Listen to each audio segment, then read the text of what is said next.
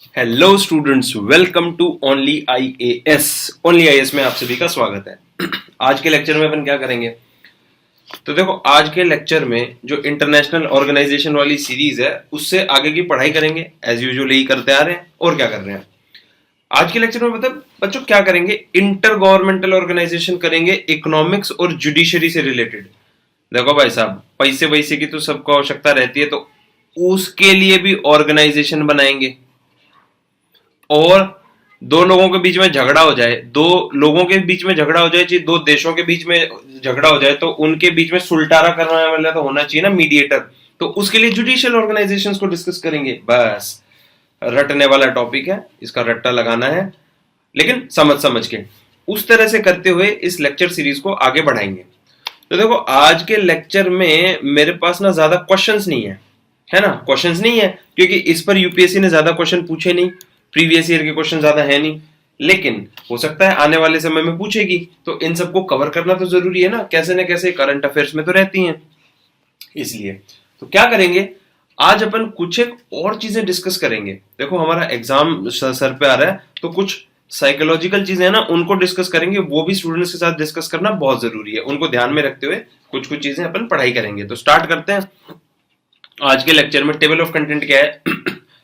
New Development Bank, Contingent Reserve Arrangement, Asian development Bank पढ़ेंगे, Asian Infrastructure Investment Bank, European Bank for Reconstruction and Development, ये bullet हटाओ, World Customs Organization पढ़ेंगे, और International Criminal Court और Permanent Court of Arbitration. ये सारे topics आज के लेक्चर में अपन कवर करेंगे।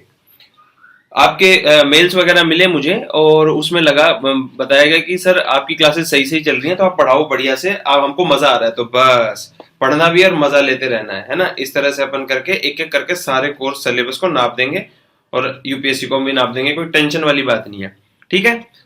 चलते हैं फिर आगे। देखो, इकोनॉमिक वाली ऑर्गेनाइजेशन स्टार्ट करते हैं। सबसे पहले क्या आएगी?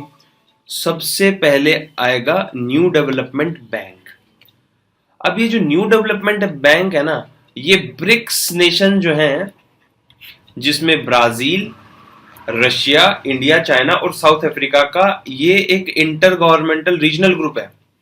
तो इन्होंने मिलके, रीजनल नहीं बोल सकते, लेकिन मल्टीनेशनल मिलके ये क्या बोलते हैं, ग्रुप बनाया इन्होंने। तो इन्होंने मिलके अपना एक बैंक बनाया है, बैंक न्यू डेवलपमेंट बैंक, है ना। क्योंकि देखो, रीजनल ग्रुपिंग्स जो भी होती हैं वो एक दूसरे को सपोर्ट करने के लिए होती हैं। कैसे? सोशली, इकोनॉमिकली, मिलिट्रीली, है ना। सारे तरीके से हम एक दूसरे को हेल्प कर पाए, तो उसके लिए ये ऑर्गेनाइजेशन बनती है। उसी के हिसाब से फिर ये न्यू डेवलपमेंट बैंक भी बना। बड़ी अच्छी बात।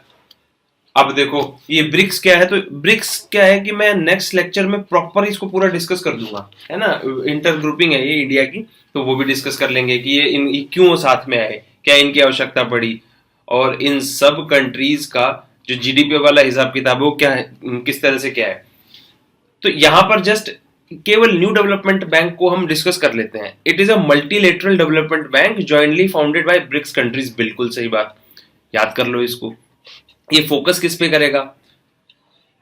देखो, बैंक है तो नॉर्मली बैंक क्या काम करता है? आप इकोनॉमिक्स में पढ़ते हो भाई, पैसे जमा करने का काम करता है, लोन देने का काम करता है बैंक, है ना। बैंक हमें सिक्योरिटी प्रोवाइड करने के लिए, कैपिटल एसेट जनरेट करने के लिए हेल्प करता है। तो सारे जो बैंक के काम होते हैं ना, वो इस न्यू डेवलपमेंट बैंक के भी काम है, लेकिन इसके नेशनल लेवल पे हैं। और बाकी जो स्टेट बैंक ऑफ इंडिया हो गया और बड़ौदा बैंक हो गया, वो सब जो बैंक है वो इंडिविजुअल के लिए काम करते हैं, बड़ों के लिए भी काम करते हैं। जैसे होलसेल बैंकिंग वगैरह आ रही है ना, वो सब चीजें कॉन्सेप्ट अलग है, लेकिन काम तो अल्टीमेटली लैंडिंग का ही है ना, पैसों को जमा करना और पैसे उधार देना, बस, जिससे कि हमारा बिजनेस डेवलप होए। तो उसी हिसाब से इसका भी फोकस क्या है? इंफ्रास्ट्रक्चर को फाइनेंस करेंगे, सस्टेनेबल डेवलपमेंट लाना है emerging market and developing countries में, तो उधारी देने का काम करेगा ये। बिल्कुल अच्छी बात। आगे, it support sovereign and non sovereign projects. बिल्कुल, सोवरिन का मतलब जैसे इंडिया की सरकार कोई प्रोजेक्ट चलाना चाहती है तो न्यू डेवलपमेंट बैंक में जाके लोन मांग सकती है।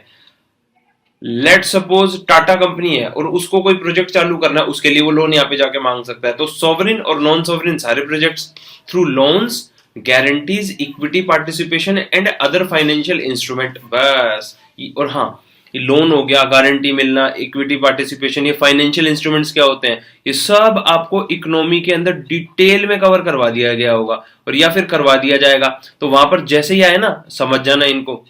फिर भी इस तरह के जब वर्ड्स आए ना, तो उनको बराबर में आप गूगल कर लिया करो या फिर आपके नोट्स है ना उनमें पढ़ लिया करो। उससे क्या है, देखो अलग से सारे कॉन्सेप्ट रिवाइज नहीं होंगे, लेकिन इस बहाने जल्दी जल्दी है ना आपको पता भी नहीं चलेगा और इतना मल्टीपल रिवीजन हो जाएगा कि सब रटा जाएगा आपको। तो इस तरह से पढ़ाई करनी है, जैसे मैं हमेशा इंटरडिसिप्लिनरी अप्रोच की बात कर रहा हूं ना, उस हिसाब से किया करो इनको। अगला, इसका हेडक्वार्टर कहां पे? शंघाई, चाइना के अंदर। बिल्कुल, शंघाई एक पोर्ट है, बहुत बड़ा पोर्ट है। पता है शंघाई इतना बड़ा पोर्ट है कि इंडिया के 12 जो मेजर पोर्ट है ना, उनका ट्रैफिक और अकेले शंघाई का ट्रैफिक बराबर है।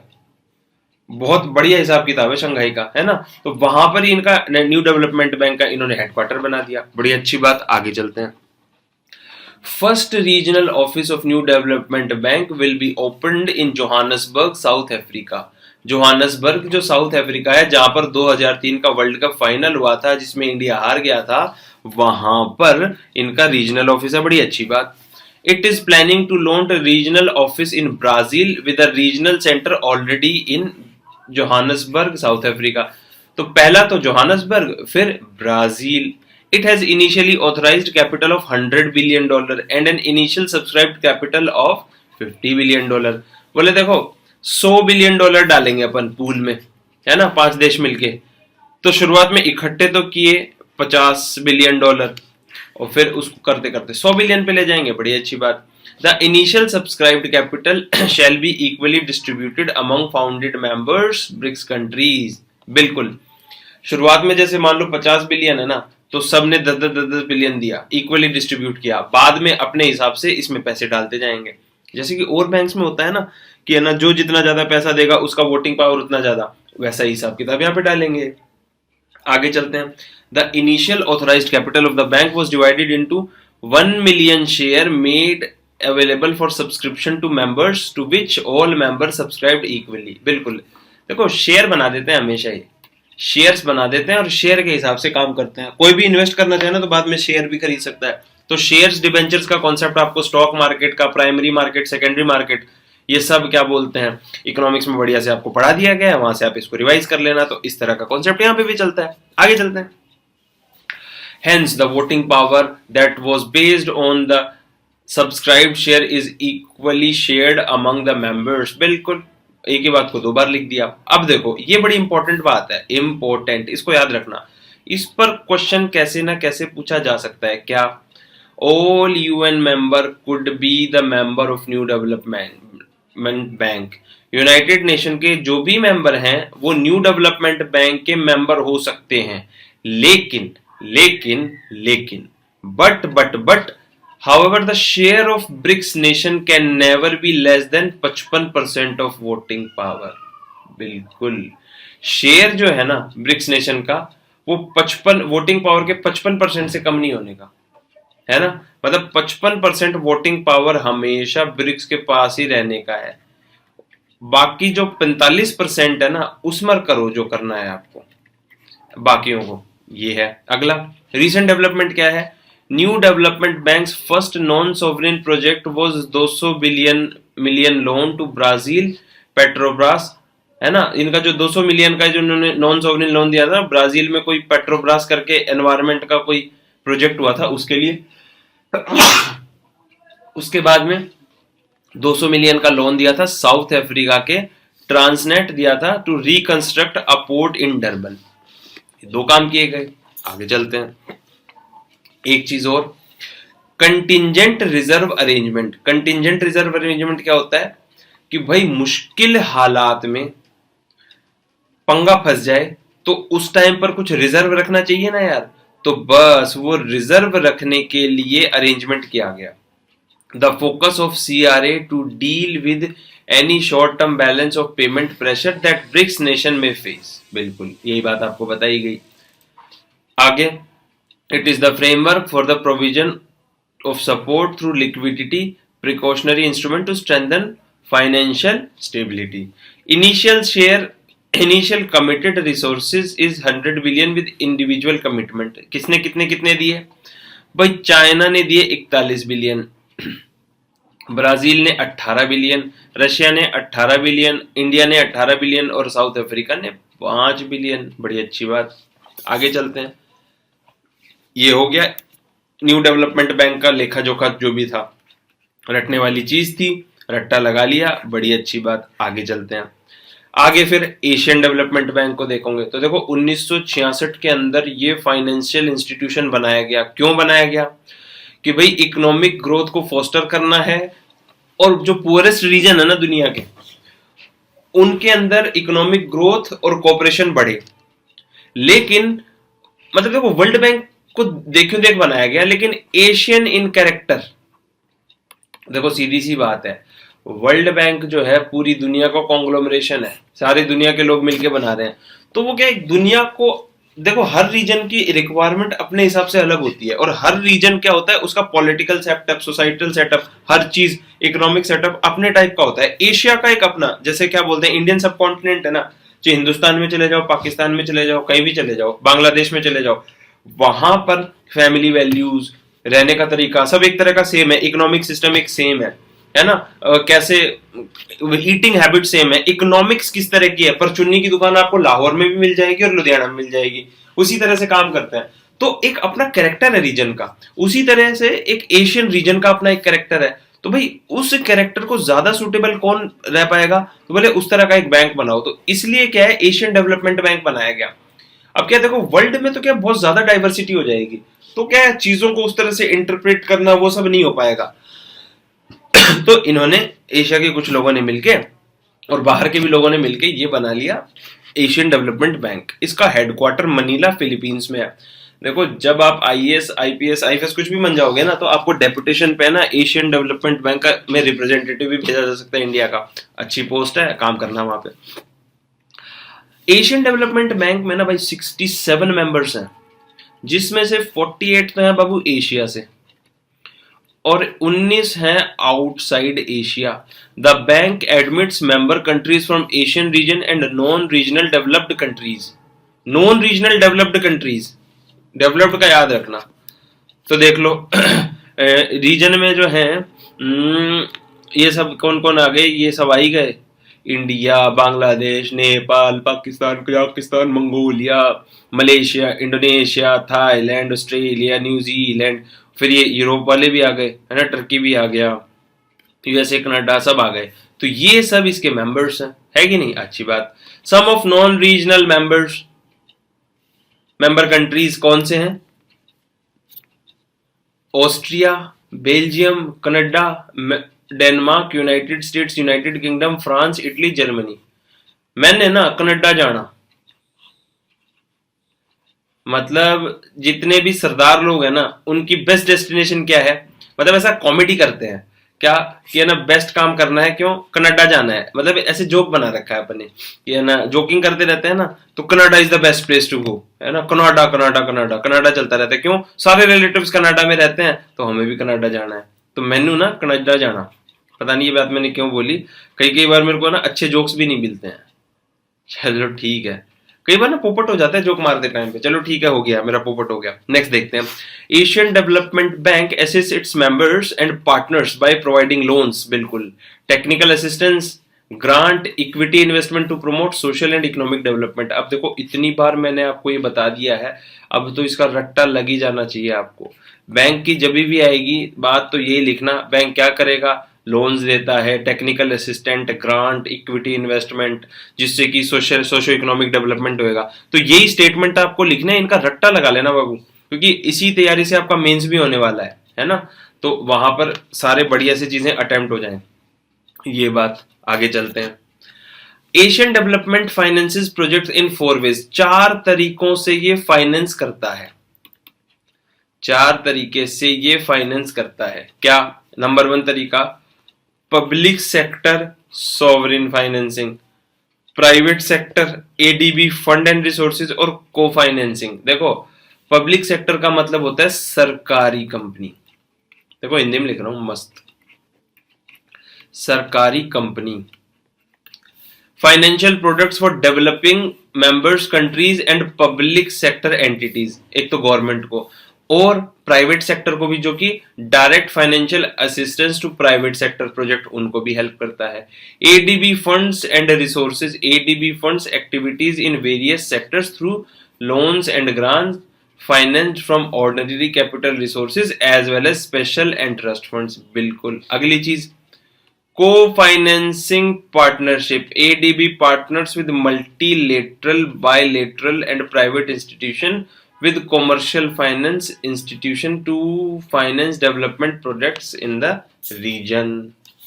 तो co-financing भी आ गई, मिलके काम करेंगे। तो इस तरह से ये फंड करता है। आगे चलते हैं। इसका मॉडल कैसे हुआ? Asian development bank, it was modelled closely on world bank. जैसे वर्ल्ड बैंक का मॉडल है ना, वर्ल्ड बैंक का मॉडल है, उसी मॉडल के हिसाब से, उसी के आधार, उसी तरीके से एशियन डेवलपमेंट बैंक का मॉडल बनाया गया है। And has a similar weighted voting system where votes are distributed in proportion with members capital subscription. It is preparing Strategy 2030, which is a new long-term strategy to respond the changes brought about by a rapidly evolving Asia and the Pacific। 2030 के लिए नई strategies बना रहे। क्यों? क्योंकि देखो, परिवर्तन संसार का नियम है और चीजें जैसे जैसे बदलेंगी, इकोनॉमिक सिनेरियो जैसे जैसे बदलेगा, तो आपको अपनी स्ट्रेटजीज को रिविजिट करना होगा कि नहीं होगा। और देखो, पढ़ाई के साथ भी यही बात है, पढ़ाई के साथ भी यही बात है। जैसे जैसे हमारी प्रिपरेशन कम या ज्यादा होती रहती है ना, तो हम अपनी स्ट्रेटजीज को बदलते रहते हैं। जो स्ट्रेटजीज को नहीं बदलता, इवेल्युएट नहीं करता अपने आप को, वो फंस जाता है। तो इस चीज का ध्यान ये भी रख रहे हैं, है कि नहीं? अच्छी बात। इंडिया और एडीबी का क्या हिसाब किताब है? तो देखो, जितना जो पैसा डालेगा ना, उसका उतना वोटिंग पावर है। तो नंबर 1 है जापान, नंबर 2 है यूएस, नंबर 3 है चाइना और नंबर 4 है अपना हिंदुस्तान। आपनो हिंदुस्तान महारोस है। तो हमारा देश 4th लार्जेस्ट शेयर होल्डर है।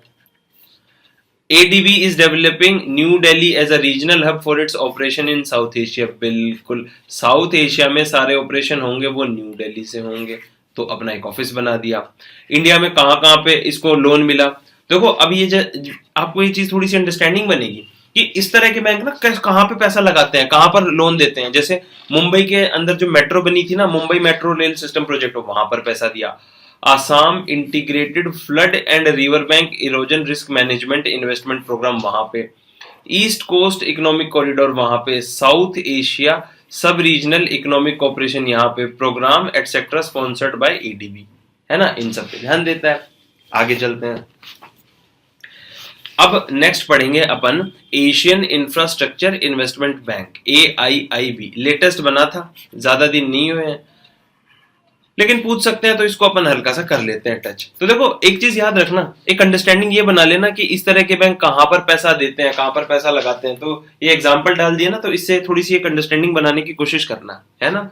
चलो नेक्स्ट करते हैं। ये जो है देखो, नाम से ही है, नाम से याद हो जाएगा, इंफ्रास्ट्रक्चर में इन्वेस्ट करने वाला बैंक है। इंफ्रास्ट्रक्चर इन्वेस्टमेंट का बैंक है। It is a multilateral financing institute which brings countries together to address daunting infrastructure needs across Asia। अभी याद रखना, across Asia, तो एशिया की नीड्स को पूरी करेगा ये। दुनियादारी से इसको ज्यादा मतलब नहीं, इसका हेडक्वार्टर बीजिंग और चाइना में है। तो देखो, एक कीवर्ड को पकड़ के रखना बहुत जरूरी है। कुछ ऐसा पूछ जाते हैं जिससे हालत खराब हो सकती है, तो उनका ध्यान रखना है। तो मल्टीलेटरल फाइनेंसिंग इंस्टीट्यूशन है, लोगों को साथ लाएगा, इंफ्रास्ट्रक्चर नीड्स को पूरा करेगा। आगे, the membership in AIB is open to members of the International Bank for Reconstruction and Development और Asian Development Bank। बिल्कुल, मेंबरशिप जो AIIB के अंदर है, इस जो IBRD के मेंबर हैं, जो मैंने वर्ल्ड बैंक का आपको पढ़ाया था, वर्ल्ड बैंक का जो मेन इंस्टीट्यूशन है कौन? IBRD, IFC और IDA पढ़ाया था ना, भूल मत जाना इन सब चीजों को। और मीगा और वो सेटलमेंट वाला जो है, वो उसका स्पेशलाइज्ड एजेंसी नहीं है। तो इनको याद रखना भाई, क्वेश्चन आएंगे डायरेक्ट, है ना। ऐसे तो गुड़ गोबर मत कर देना चीजों का। तो इनके जो मेंबर्स है ना, वो AIIB के अंदर मेंबरशिप ले सकते हैं, है ना। और एशियन डेवलपमेंट बैंक वाले भी। आगे चलते हैं। It has authorised capital of $100 billion and subscribed capital of $50 billion। बिल्कुल, और इसमें जो हाईएस्ट, देखो ये जो है ना 50 बिलियन वाला, ये ब्रिक्स के बराबर का ही है। तो इससे ये थोड़ा सा आइडिया लग रहा है कि एक बड़ा सा कोई इस तरह का बैंक लाएंगे तो 101 बिलियन का हिसाब किताब वो तो काम हो जाता है। तो देखो ऐसा है, सब लोग मेरे को फोन करके बताना कि देखो 101 बिलियन रुपए हो जाए ना तो अपन भी एक बैंक चालू करेंगे, तो इंफ्रास्ट्रक्चर में पैसा भी लगाएंगे, है कि नहीं, बढ़िया काम हो जाएगा। चाइना, इंडिया और रशिया जो है तीन लार्जेस्ट शेयर होल्डर हैं AIIB के, जिनका वोट शेयर है 26%, 7.5% और लगभग 6%। US and Japan are not its member. US और जापान इसके मेंबर नहीं है, ये याद रखना। It aims to stimulate growth and improve access to basic services by furthering interconnectivity and economic development in the region through advancement in infrastructure। इसका ध्यान, infrastructure को तो ध्यान रखना है ना, अच्छी बात। अगला, it has invested 13 member regions, 13 देशों के रीजन्स में इसने अभी तक इन्वेस्ट किया है। It offer sovereign and non sovereign finance project, मतलब एक तो पब्लिक सेक्टर और एक प्राइवेट सेक्टर, अलग अलग सेक्टर्स में अपना इन्वेस्ट करते हैं ये। और इंटरेस्ट रेट क्या है, लाइबोर के हिसाब से, लाइबोर प्लस 1.15%। देखो किसी भी प्रोजेक्ट में ये बैंक फाइनेंस करेगा, पैसा देगा तो भाई ब्याज तो लेगा, इंटरेस्ट तो लेगा ही। तो इंटरेस्ट क्या होगी, एक तो लाइबोर और उसके ऊपर 1.15% and a repayment period of 25 year with 5 years of grace period. मतलब भाई 25 साल के अंदर पैसा वैसा दे देना, और ज्यादा हुआ तो ग्रेस पीरियड हमको 5 साल का दे रहे हैं, वरना तो हमें मुस्टंडे भेजेंगे आपके यहाँ पे, वरना सैंक्शंस लगाएंगे। अब ये लाइबोर क्या होती है, लंदन इंटरबैंक ऑफर्ड रेट। देखो सीधी सी बात है, लंदन स्टॉक एक्सचेंज है ना, वो जो इंटरनेशनली जो बॉन्ड निकाले जाते हैं ना, उनकी कुछ रेट तय करता है। इकोनॉमिक्स में पढ़ लिया होगा आई गेस आपने लाइबोर भी। जैसे वर्ल्ड बैंक है, कोई कंपनी है, कोई कंपनी है, उसको इंटरनेशनली अपने शेयर इश्यूज करने हैं, तो वो वर्ल्ड बैंक के पास जाएगा, ठीक है, गया भाई। और वो क्या है, इंडिया की कंपनी है और मान लो दुनिया में लोग ज्यादा जानते नहीं है, तो वर्ल्ड बैंक उसकी क्रेडिबिलिटी देखेगा। उसकी क्रेडिबिलिटी को देखते हुए वो महाराजा बॉन्ड के नाम से आपके बॉन्ड निकालेगा, है ना, मसाला बॉन्ड, चलो निकालेगा। क्यों, वो कंपनी इसलिए जाएगी कि भाई है ना, वर्ल्ड बैंक की इमेज अच्छी है तो हमारे ये बिक जाएंगे, शेयर बिक जाएंगे, है ना। वरना तो क्या बोलते हैं, मीडिएटर की तरह काम करेगा वर्ल्ड बैंक, वरना तो क्या बोलते हैं उसको क्या बोलते हैं, एक्नॉलेजमेंट कैसे मिलेगा, तो बिचौलिए टाइप का काम कर देता है वो कुछ ऐसी रेट्स निकालेगा जो कि इंटरनेशनली मानक होंगी।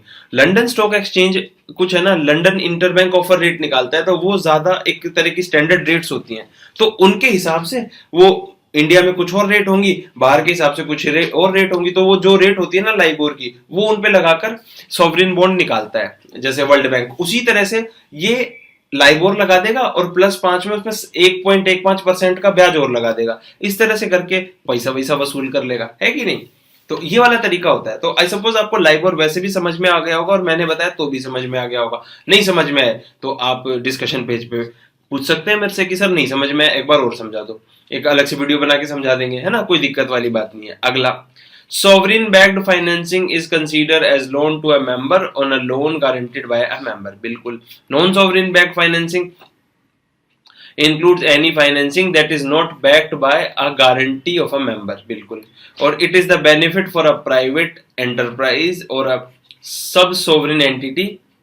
बिल्कुल, क्योंकि बैकिंग नहीं है ना, मतलब मान लो कोई बैक करने वाला नहीं है तो फायदा हो गया ना, चलो ठीक है, मेरे को एक बार लोन मिल जाएगा। सच एज पॉलिटिकल और administrative sub division of a member और अ पब्लिक सेक्टर एंटिटी। बड़ी अच्छी बात, आगे चलते हैं। इंडिया और एशिया इंफ्रास्ट्रक्चर इन्वेस्टमेंट बैंक।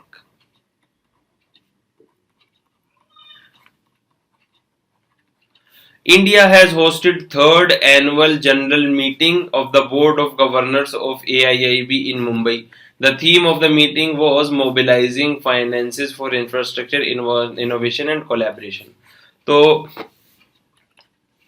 ठीक है, ये फैक्चुअल सी बातें हैं और इसमें कुछ ज्यादा है नहीं, फालतू बातें हैं। आगे चलते हैं, एक और पढ़ लेते हैं। European Bank for Reconstruction and development EBRD इन सबको भी ध्यान में रखो। पता है ये मैंने क्वेश्चन क्यों बनाया ईबीआरडी, इसलिए देखो जैसे कि मैं आपको बार बार बोलता रहता हूँ, और देखो आप ना मेरी बात को सीरियसली लिया करो। प्रीवियस ईयर के क्वेश्चंस करना इसलिए जरूरी है कि यार बैठे बैठाए कम मेहनत में ज्यादा क्वेश्चन सॉल्व हो रहे हैं। और देखो एक साइकोलॉजी ये बना लो कि आप यूपीएससी की तैयारी करने आ रहे हो ना, तो आपको यूपीएससी निकालना is more important for you. कहीं पे इंप्रेशन नहीं जमाना आपको कि भाई मेरे को इतनी चीजें आती हैं, मेरे को इतना कॉन्सेप्ट आता है, मैं तो ये समझा सकता हूँ। अरे नहीं, आपको कुछ कहने की जरूरत नहीं पड़ेगी जब आपका एग्जाम निकल जाएगा। तो उसके लिए सारे शामदाम दंड भेद अपनाओ ना यार, सारी टेक्टिक्स अपनाओ जो जो आपको बताई जा रही है। मैं हमेशा क्या बोलता हूँ कि प्रीवियस ईयर के क्वेश्चन आप देखा करो, इसलिए बोलता हूँ मैं। देखो हर साल यूपीएससी का नया जो पैनल आता है ना, पेपर सेटिंग वाला पैनल, तो ऐसा है नहीं कि है ना बंदे परमानेंट रखे हुए हैं। यूनिवर्सिटी से प्रोफेसर्स को बुलाते हैं और नए नए प्रोफेसर आते हैं हर साल। तो क्या करेंगे वो, भाई नया पेपर डिस्कस करना है, नया पेपर बनाना है, तो क्या करेंगे, सबसे पहले वो पुराने साल का पेपर उठाएंगे, उसी से तो आइडिया लेंगे ना। देखो हर साल पेपर के पैटर्न में कुछ कुछ बदलाव आते हैं, लेकिन वो प्रीवियस ईयर के पेपर पैटर्न से मैच करता हुआ मिलेगा आपको हमेशा, ये जरूर देख लेना आप। तो वो क्या है, पुराने वाले पेपर से ही तो प्रेरित होते हैं ना। इसलिए क्या होता है कि हमको भी पुराने वाले पेपर को देख लेना चाहिए। देखो होता क्या है, एग्जामिनर की साइकोलॉजी से चलोगे ना तो काम ज्यादा बढ़िया होएगा, और अपनी साइकोलॉजी बनाओगे ना, क्योंकि पता नहीं ना अपनी साइकोलॉजी किस तरह की है, तो अपनी साइकोलॉजी बनाओगे तो नहीं बनेगी बात। एग्जामिनर किस तरह से सोचता है, कैसे पेपर बनाया जाता है, तो भाई जनरल वे में ही सोचते हैं वो भी। और देखो उनको क्या बहुत ज्यादा मोटिवेशन है भी नहीं इन चीजों का। 1,000 रुपए मिलते होंगे ज्यादा से ज्यादा घंटे के, 2,000 मिलते होंगे, तो उनका भी काम है कि यार जल्दी से निपटाओ, है ना, सेट कर कर रखे इसको। तो वो क्या बहुत ज्यादा भी ऐसी मेहनत नहीं करेंगे, तो वो क्या है वहीं से मोटिवेट होकर और उसी तरह से क्वेश्चन बनाते हैं। जैसे एक मैं क्वेश्चन दे रहा हूं, इसलिए दिया मैंने आपको, मैंने पहले भी करवाया था क्वेश्चन। ग्लोबल इकोनॉमिक प्रोस्पेक्ट है, ये पीरियोडिकली निकाली जाती है। तो कौन निकालता है, तो ये वर्ल्ड बैंक निकालता है। मेरा कहने का ये मतलब है, बाकी ऑप्शन में एशियन डेवलपमेंट बैंक भी दे रखा है, European Bank for Reconstruction and development भी, और यूएस फेडरल रिजर्व बैंक भी। तो आप एक काम करो, इन ऑप्शंस को भी तैयार कर लो कि भाई एडीबी के बारे में भी कुछ कुछ हल्का जान जाओ। किसी भी बैंक के बारे में कैसे जानोगे, मेंबर कौन है, इसका फाइनेंस स्ट्रक्चर क्या है और क्या काम करता है, इसके बारे में हल्का सा जान जाओ। फिर ईबीआरडी के बारे में हल्का सा जान जाओ, उसके बाद में यूएस फेडरल रिजर्व, इसके बारे में थोड़ा सा जान जाओ। तो इस तरह से तैयारी कर लोगे ना, तो यील्ड आपका बढ़ जाएगा, चांसेस आपके है ना चीजों को सही करने का बढ़िया से हो जाएगा। तो इस तरह से मैं हमेशा आपको है ना पीछे पढ़ा रहता हूँ, वरना मेरे को आपको परेशान थोड़ी करना है कि यार आप प्रीवियस ईयर के करो ही करो ही करो ही, नहीं, उसका एनालिसिस साथ साथ में करते रहोगे ना तो अंडरस्टैंडिंग डेवलप होगी और बहुत से क्वेश्चन निकल के भी आ जाएंगे। तो इनका ध्यान रखना है ना। तो इस दिन इसी बात के साथ में आज के लेक्चर को करते हैं खत्म। कोई टेंशन लेने वाली बात है ही नहीं, क्यों, क्योंकि we are studying on only IAS and I am going to make it for sure anyway, anyhow, only IAS, nothing else. So happy time, good luck, enjoy, take care, bye bye.